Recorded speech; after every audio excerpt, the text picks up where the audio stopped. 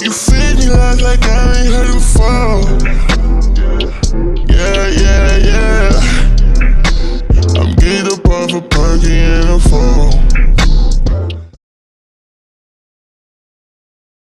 The headquarters of Park Technologies gleamed glass and ambition. The lobby gleamed with chrome and polished marble, a place where even footsteps seemed rehearsed. Employees moved with the quiet precision of gears in motion, always aware that their CEO was somewhere above, watching, or at least it felt that way. Park Jimin carried a reputation that preceded him, brilliant and nearly untouchable. His schedule was airtight, his words clipped, his standards impossibly high. Meetings with him were less a conversation than an examination. That morning, Wai-hen balanced a stack of reports in her arms, maneuvering through the corridor with more concentration than grace. An intern brushed past, and one of the binders nearly slipped. Wai-hen caught it at the last minute, cheeks warming as a colleague chuckled softly. "Careful," someone murmured. "I'm fine," Wai-hen said with a sheepish smile. Clumsy or not, she had earned a reputation for competence. Numbers didn't frighten her, and neither did deadlines. Still, in Jimin's office, Wai-hen often felt like paper in a storm. From her desk outside Jimin's corner office, Jonghyun's gaze followed Wai-hen like a hawk. Sleek in her pencil skirt, she typed with crisp efficiency, but her eyes were sharp with calculation. The secretary had been with Jimin for years, managing his life with near-military precision, and she guarded access to him as if he were a fortress. When Wai-hen approached to deliver her reports, Jonghyun's glossy smile was as polished as the marble floor. "You're late," she said smoothly, despite knowing Wai-hen was right on time. Stiffened but simply replied, "Here's the quarterly analysis." Inside, Jimin barely looked up as Wai-hen entered, signing documents with his immaculate penmanship. But Wai-hen noticed things others didn't. His slight hesitation before approving a section, the way his jaw tightened when someone's projections didn't align. Watching him was like deciphering a puzzle, cold on the surface, endlessly layered beneath. And despite herself, Wai-hen was intrigued. The next week came with a shock. Wai-hen's manager announced, "You've been assigned to assist directly with the Horizon project. CO wants you on it." Wai-hen blinked. "Me?" Apparently, yes. The next day, she found herself in Jimin's office, seated across from him as he reviewed her presentation draft. His expression was unreadable as he flipped through the slides. "Most people propose streamlining costs here," he said, finally tapping a chart. "You didn't explain." Wai-hen swallowed. "Because cutting corners in cloud security will cost more long-term. Users notice reliability. Market loyalty is an investment, not an expense." Silence. Then, to her astonishment, Jimin's mouth quirked, not a smile but something close. "Interesting. He set the report down. Continue." It was the kind of exchange Jonghyun noticed instantly. From her desk, she overheard Jimin asking for Wai-hen's input more than once. Each request drove a wedge deeper into her. Years she had stood by him, loyal, tireless. And now, what? Some clumsy analyst was suddenly worth his time? Her nails dug into her palm, not for long. That week, Wai-hen's emails mysteriously went missing. Files were misplaced from shared drives. Twice, Wai-hen arrived to meetings flustered because she hadn't received update schedules, and all the while, Jonghyun's voice dripped with innocent apologies. "Oh no, did you not get the update? Must have been a glitch. Shame." Wai-hen brushed it off, refusing to complain, but deep down, she knew. Friday arrived like a storm. Jimin was scheduled to meet investors, and White had been instructed to bring supporting data. Her hands were full once again, files, tablet, and, because coffee was survival, a paper cup. As she rounded the corner, Jonghyun appeared, a serene smile masking the steel in her eyes. The collision was deliberate, though it looked like an accident, a sharp shoulder bump, a gasp, and the world tilted. Hot coffee cascaded down Wyan's blouse, splattering onto documents. A few drops leapt onto Jimin's desk just as he glanced up, brows furrowing in surprise. Oh my god! Jonghyun cried, rushing in with a pile of tissues. I'm so clumsy, I didn't see you there. Wyan's skin and face alike. Mortified, she tried dabbing at the stain. Great, just great, in front of the CEO, no less. Everyone in the room held their breath, waiting for Jimin's noticeably icy temper. Instead, he stood. Are you... His voice was sharper than usual, but not with anger, concern. YN blinked. It's fine. Just... Without hesitation, Jimin pulled a silk handkerchief from his pocket and held it out. Noticing Wan's hesitation, he said in a quieter tone, Take it. Behind her, Jonghyun stiffened, tissues poised uselessly. Jimin turned to her, his voice cool. Handle the documents. Send replacements to the conference room. Her mouth opened then closed. Of course, sir. But his gaze had already returned to YN. Come with me. He led YN down a private corridor into a small lounge adjacent to his office. The space was understated, softer lighting, shelves lined with books, even a wardrobe discreetly tucked in the corner. Sit. Jimin said, retrieving a small first aid kit. You don't have to. Sit.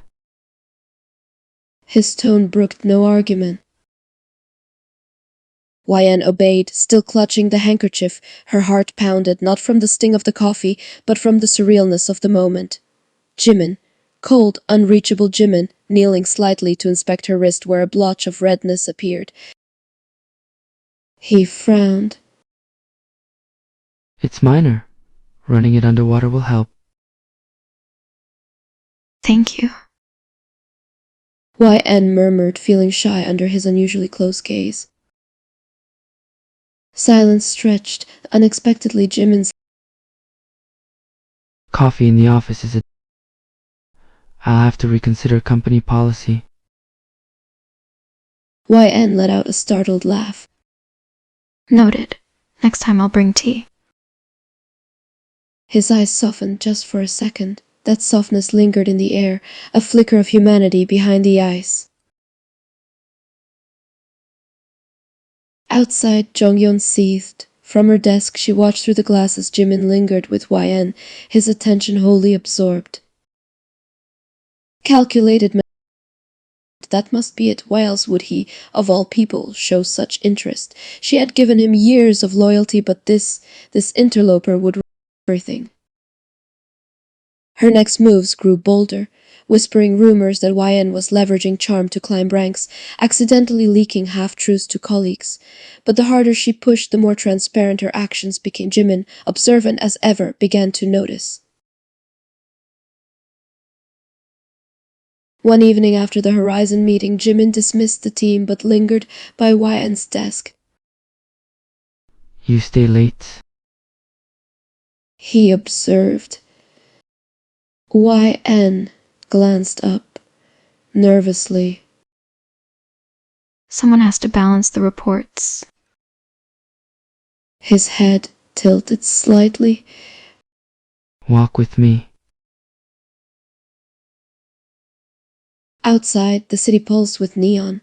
For the first time, Jimin wasn't CO Park, just Jimin, strolling beside YN through the cool night air.